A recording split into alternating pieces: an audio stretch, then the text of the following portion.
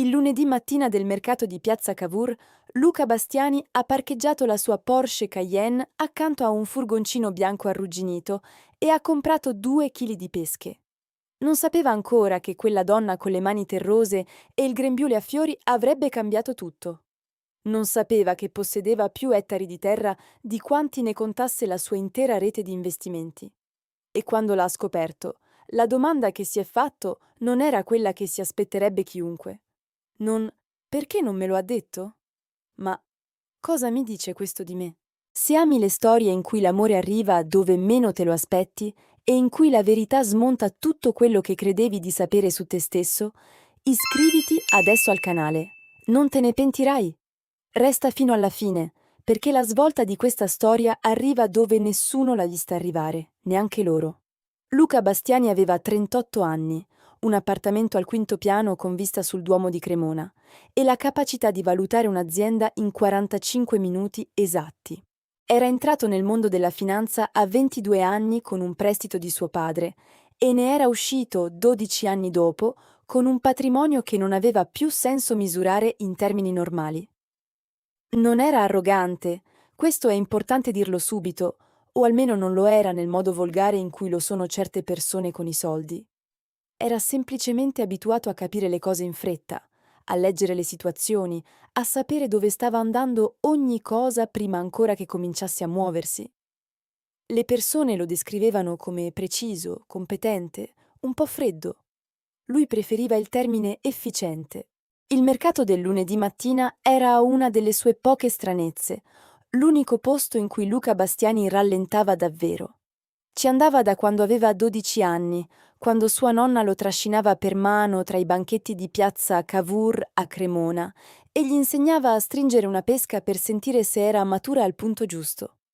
Un frutto onesto non ti mente mai, gli diceva la nonna Elvira, al contrario delle persone. Aveva 47 anni che andava a quel mercato ogni lunedì. Anche nei periodi in cui il lavoro lo portava a Londra o a Francoforte, si organizzava per tornare. Era il suo modo di restare ancorato a qualcosa di reale in un mondo fatto di numeri e schermi. Il lunedì di cui parliamo era il 3 di settembre, uno di quei giorni di fine estate in cui l'aria sa ancora di caldo, ma il cielo ha già quella luce diversa, più obliqua, che preannuncia l'autunno. Luca aveva parcheggiato come al solito in via Palestro e stava camminando verso i banchetti abituali quando aveva visto il furgoncino. Era un vecchio Ford Transit bianco con il cofano leggermente ammaccato sul lato sinistro, parcheggiato all'angolo tra la piazza e via Massarotti, e sul lato aperto aveva una struttura di legno artigianale con le cassette di frutta disposte in ordine preciso. Pesche, susine, mele, uva, fichi, tutto con cartellini scritti a mano in grafia ordinata, prezzi chiari, nessun fronzolo. Dietro il banchetto c'era una donna. Luca aveva pensato: 35 anni, forse 36, capelli castani raccolti in una coda che stava perdendo la battaglia con il vento, grembiule verde con le tasche che avevano la forma di chi le usava davvero, mani che lavoravano veloci e sicure nello sistemare le cassette. Non aveva guardato verso di lui quando si era avvicinato, era piegata su una cassetta di fichi a controllare qualcosa. Buongiorno, aveva detto Luca. Buongiorno, aveva risposto lei, raddrizzandosi e guardandolo con quell'espressione di chi non perde tempo. Le pesche sono finite stamattina alle 8. Le susine invece sono quelle di oggi. Le ho staccate ieri sera. Luca aveva quasi sorriso. Non si aspettava di essere letto così in fretta. Come ha capito che volevo le pesche? Lei aveva alzato le spalle. Tutti vogliono le pesche. È la fine della stagione, si sentono? Si chiamava Chiara Melandri, ma questo Luca lo avrebbe saputo solo la settimana dopo. Quel lunedì aveva comprato 2 chili di susine e un sacchetto di fichi, aveva pagato in contanti come chiedeva il cartellino e se n'era andato. Ma alle 11:30, mentre stava seduto nel suo ufficio con un caffè che si stava raffreddando, si era accorto che stava ancora pensando a quella donna. Non in modo romantico, o almeno non ancora, piuttosto con quella sensazione di qualcosa che non torna, che sfugge alla categorizzazione rapida a cui era abituato. C'era qualcosa nel modo in cui stava al banchetto, una postura che non era da dipendente né da ambulante occasionale, qualcosa di radicato, come chi è nel posto esatto in cui deve essere. Il lunedì dopo era tornato con l'intenzione dichiarata solo a se stesso di capire quella sensazione. Le pesche? Aveva chiesto lei appena lo aveva visto avvicinarsi. Ne è arrivata un'ultima cassa. Aveva risposto con qualcosa che assomigliava a un sorriso senza essere del tutto un sorriso. Si chiamava Chiara. Gliel'aveva detto quando lui aveva chiesto, con la semplicità di chi non aggiunge mai più di quello che viene domandato. Aveva un'azienda agricola, aveva detto, a Castelverde, a una ventina di chilometri da Cremona. Grande? Aveva chiesto Luca. Abbastanza, aveva risposto lei. Lui aveva imparato molto più tardi cosa significava abbastanza per Chiara Melandri. Per i 3 lunedì successivi, Luca era tornato al furgoncino con la scusa della frutta e con l'obiettivo non dichiarato di capire chi fosse quella donna che rispondeva alle domande con la precisione esatta di chi dà solo quello che viene richiesto, mai di più. Aveva scoperto che beveva il caffè senza zucchero, che trovava inutili le conversazioni sui prezzi perché i prezzi sono scritti, basta leggere, che aveva una figlia di 10 anni di nome Gaia, che ogni tanto compariva sul retro del furgoncino con un libro in mano e che rideva raramente, ma quando lo faceva il suono sembrava genuino come quello della frutta che vendeva, senza additivi. Una mattina aveva notato che le mele portavano un'etichetta piccola, con sopra scritto Melandri, ma aveva pensato che fosse il nome del fornitore, non il suo cognome, non il nome di un'azienda che nel settore agricolo cremonese aveva un peso che Luca, pur conoscendo ogni attore economico del territorio, non aveva mai collegato a quel furgoncino bianco ammaccato e a quel grembiule verde. L'aveva vista trattare con fornitori che arrivavano al furgoncino, con acquirenti della ristorazione che passavano a fare ordini, con colleghi del mercato che venivano a chiedere consiglio su questioni che sembravano tecniche, sempre con la stessa misura esatta, cortese, diretta, mai una parola in più di quelle necessarie. Una volta aveva visto un uomo in giacca e cravatta fermarsi al furgoncino mentre lei stava ancora scaricando le cassette dalle 6 di mattina. E lo aveva sentito parlare di numeri, di contratti, di scadenze. E Chiara lo aveva ascoltato, aveva risposto con 3 frasi. E l'uomo era ripartito con l'aria di chi ha avuto esattamente quello di cui aveva bisogno. Luca non aveva capito la dinamica di quella scena fino molto più tardi. Al quinto lunedì, Luca aveva chiesto se poteva invitarla a prendere un caffè.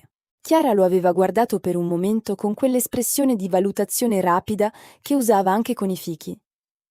Il mercato finisce all'1, aveva detto. Se è ancora qui all'1, il caffè lo prendo volentieri. Era rimasto. Il bar Vittoria era a 200 metri dalla piazza, uno di quei posti con il bancone di marmo e le tazzine con i bordi dorati che non cambiano mai. E Chiara era entrata ancora con il grembiule addosso perché, aveva spiegato, toglierlo e rimetterlo era una perdita di tempo. Il barista la salutava per nome senza che lei ordinasse. Il caffè era già sul bancone quando si erano avvicinati. «Vieni spesso?» aveva chiesto Luca. «Ogni lunedì da 12 anni», aveva risposto lei. Avevano parlato per 40 minuti seduti al tavolino vicino alla finestra che dava sulla piazza ancora animata dal mercato. Luca aveva cercato, nel suo modo di fare, di capire di più, di inquadrare, di costruire un profilo. Le aveva chiesto del lavoro in modo obliquo. Come si fa quando si vuole sapere senza sembrare che si vuole sapere? Chiara aveva risposto in modo diretto che era quasi scortese nella sua onestà, rispondendo esattamente a quello che veniva chiesto senza mai aggiungere il contesto che avrebbe fatto capire di più. «È un lavoro che ti piace?» aveva chiesto Luca. «Non è un lavoro», aveva risposto lei. «È quello che faccio». «Qual è la differenza?» Chiara aveva pensato un momento, stirando il cucchiaino tra le dita. «Un lavoro lo lasci quando finisce il turno. Quello che fai non lo lasci mai, anche quando non ci sei. È sempre lì». Luca aveva capito quella frase meglio di quanto avrebbe voluto ammettere, perché era esattamente così che viveva la sua finanza, anche se non l'avrebbe mai detto con quella semplicità. Chiara non gli aveva chiesto niente, nemmeno cosa facesse nella vita, E quando lui aveva cominciato a dirglielo, lei lo aveva ascoltato con l'educazione di chi ascolta davvero, ma senza quella luce negli occhi che Luca aveva imparato a riconoscere e a cui era abituato. Quella luce che si accende quando le persone capiscono con chi stanno parlando. Chiara Melandri non aveva quella luce. Aveva qualcos'altro, una specie di quiete silenziosa che non escludeva nulla, ma non cercava nulla nemmeno. Aveva capito di essere a un caffè con qualcuno che non stava cercando di piacergli, non stava cercando di impressionarlo, non stava costruendo niente, stava soltanto seduta lì, presente, a bere il caffè che beveva ogni lunedì da 12 anni. Nei 2 mesi successivi si erano visti ogni lunedì al mercato e una volta a settimana per un caffè, poi per una cena, poi per una passeggiata lungo il Po la domenica mattina. E Luca aveva cominciato a rendersi conto che si stava innamorando nel modo più strano in cui fosse mai capitato, senza che lui stesse gestendo niente, senza che capisse dove stava andando, senza quella sensazione di controllo che aveva imparato a considerare normale in ogni aspetto della sua vita. Non sapeva quasi niente di lei, in realtà. Sapeva che aveva una figlia, che viveva vicino a Castelverde, che lavorava la terra da quando aveva 22 anni, che sua madre si chiamava Teresa e viveva con loro, che leggeva romanzi storici e trovava inutili i film d'azione. Non sapeva quanta terra avesse, non sapeva niente di suo padre. Non sapeva che il cognome Melandri a Cremona e provincia aveva un peso specifico che Luca, pur conoscendo ogni attore economico del territorio, non aveva mai collegato a quel furgoncino bianco ammaccato. L'aveva scoperto un martedì mattina di novembre, per caso, nel modo in cui si scoprono sempre le cose che cambiano la prospettiva, non cercandole. Stava leggendo un articolo sul Corriere della Sera, edizione nazionale, non locale, sulle grandi aziende agricole italiane che stavano resistendo alla crisi del settore con strategie diverse, chi puntando sull'export, chi sulla filiera corta, chi sulla diversificazione. C'era una fotografia a metà pagina, una donna in piedi davanti a un campo di mais sotto un cielo grigio di ottobre, giacca tecnica verde, capelli raccolti nel solito modo, l'espressione di chi guarda la terra con la stessa familiarità con cui altri guardano i propri figli.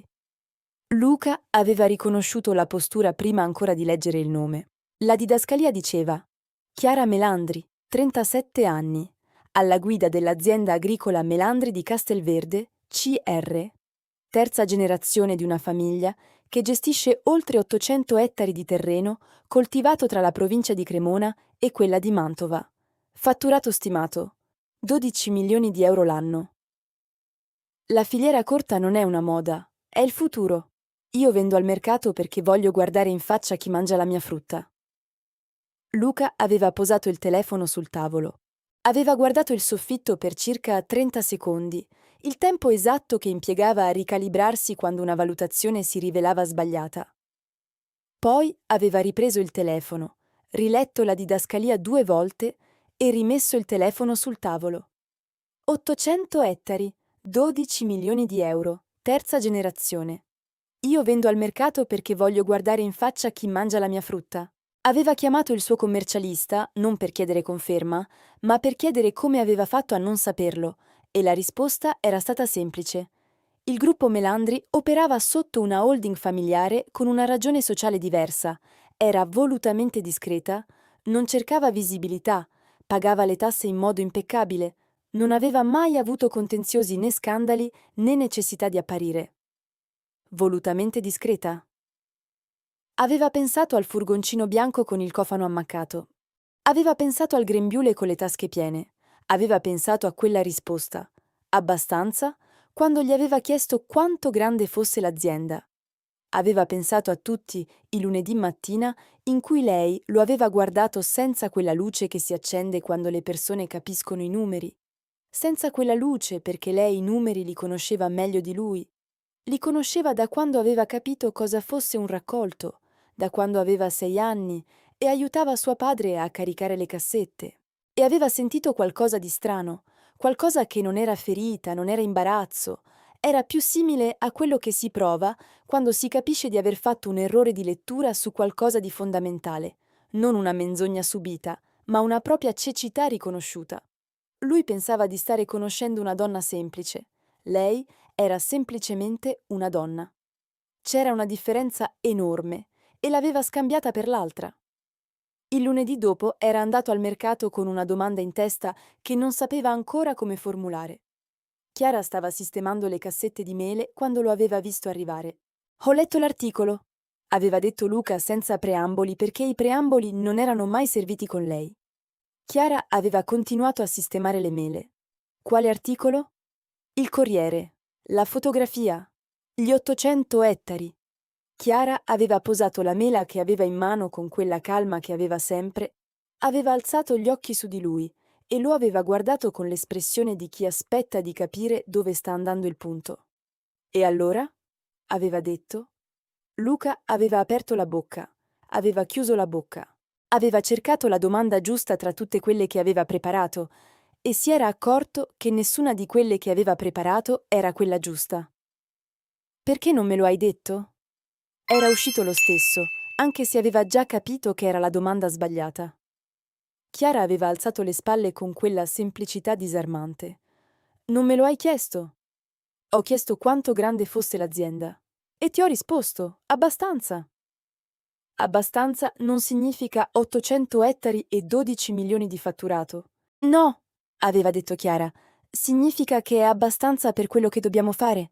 La dimensione esatta non ti serviva per bere il caffè con me.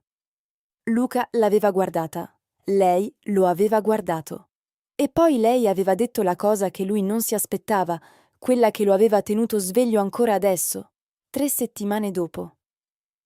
Luca, la domanda che dovresti farti non è perché non te l'ho detto, è cosa cambia adesso che lo sai. Se non cambia niente, non c'era niente da dire. Se cambia qualcosa, allora dobbiamo parlare di quello. Luca era rimasto in piedi davanti al furgoncino per un momento più lungo del normale. Intorno a loro il mercato andava avanti, la gente passava, qualcuno si fermava a guardare le mele, qualcuno salutava Chiara per nome. Non cambia niente? Aveva detto alla fine. Ne sei sicuro?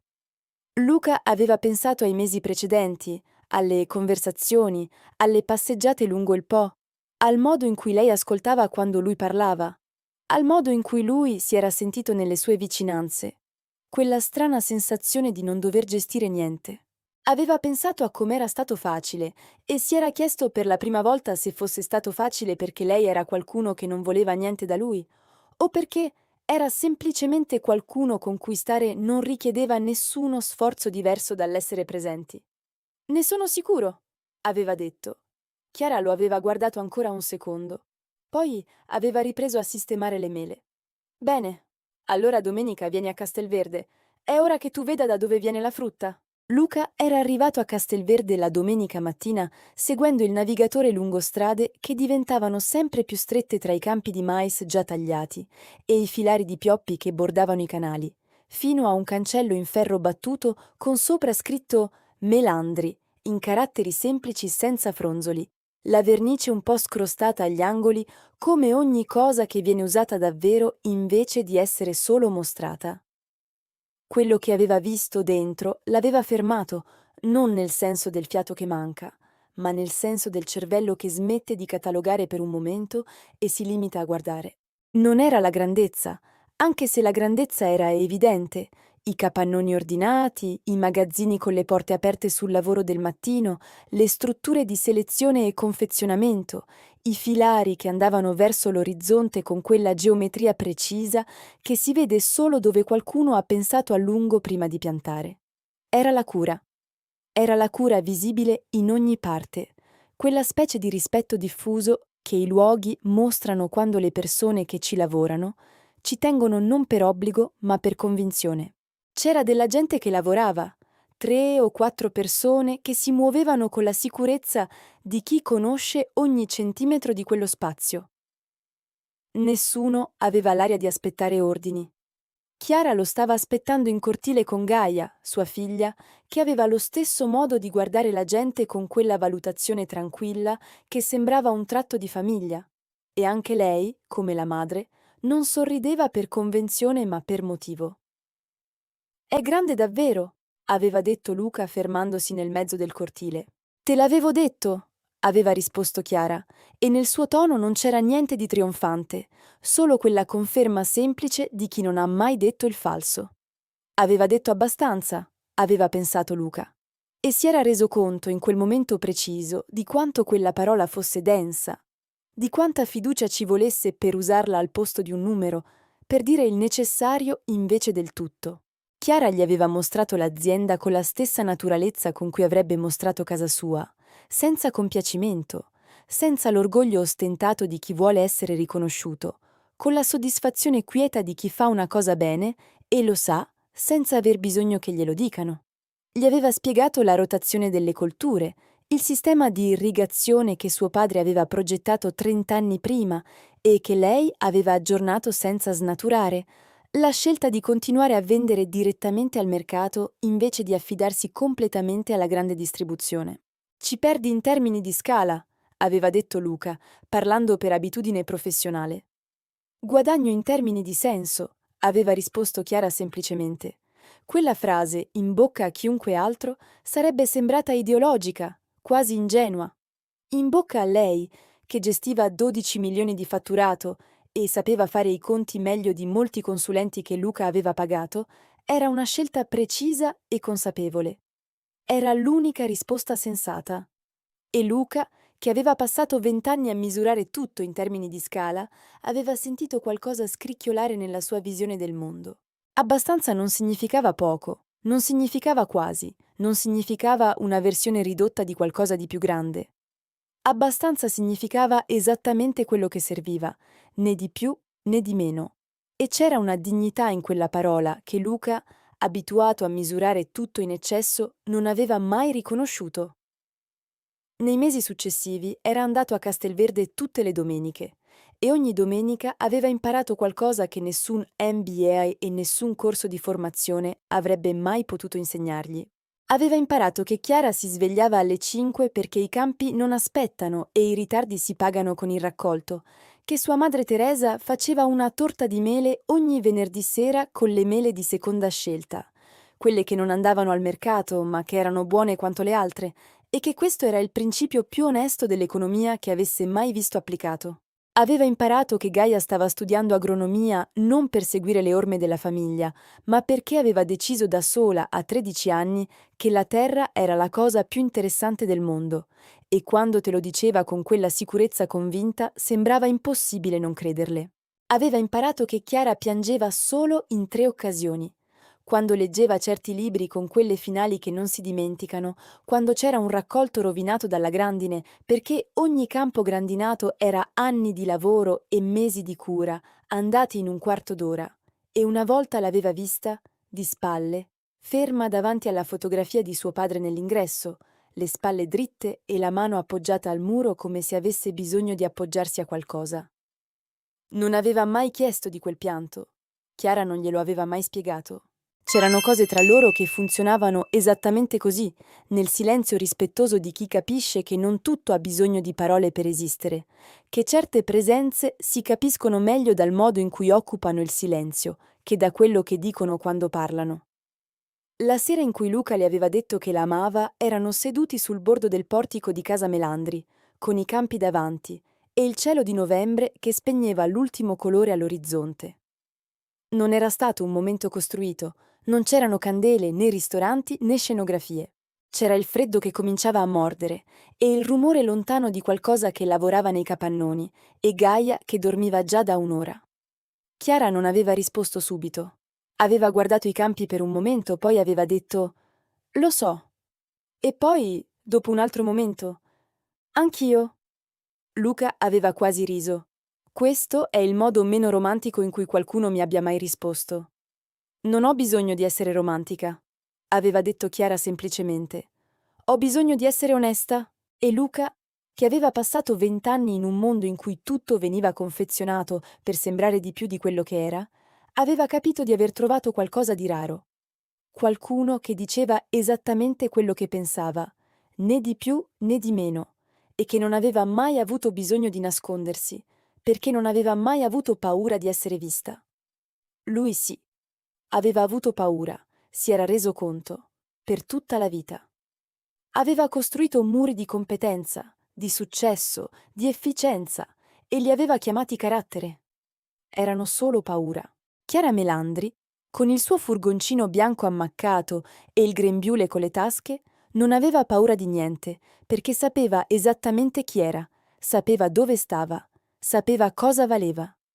Non aveva avuto bisogno di dirgli chi fosse, perché era sempre stata esattamente quella. Una donna che lavorava la terra di sua nonna, che vendeva la frutta di persona perché voleva guardare in faccia le persone a cui la dava, che misurava le cose in abbastanza e non in di più. La grandezza non era mai stata il punto per lei. Il punto era la qualità di quello che fai, la cura con cui lo fai, la presenza con cui stai nelle cose.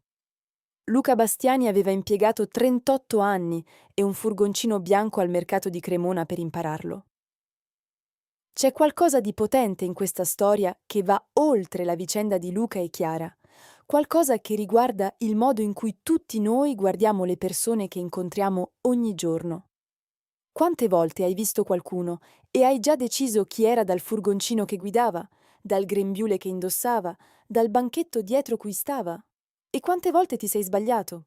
Chiara non ha nascosto niente, e questo è il punto più importante di tutta la storia. Non aveva niente da nascondere perché non aveva niente di cui vergognarsi e non aveva niente di cui vantarsi. Era semplicemente lei, in ogni momento, davanti a chiunque. Quella è la cosa più difficile del mondo e la più preziosa. Se questa storia ti ha fatto pensare, iscriviti al canale. Ogni settimana trovi storie come questa, storie di incontri reali, di persone che cambiano punto di vista, di amori che arrivano nel momento e nel posto meno atteso. Attiva la campanella per non perderti nessun video e dimmi nei commenti: tu l'avresti riconosciuta, Chiara? O saresti passato oltre?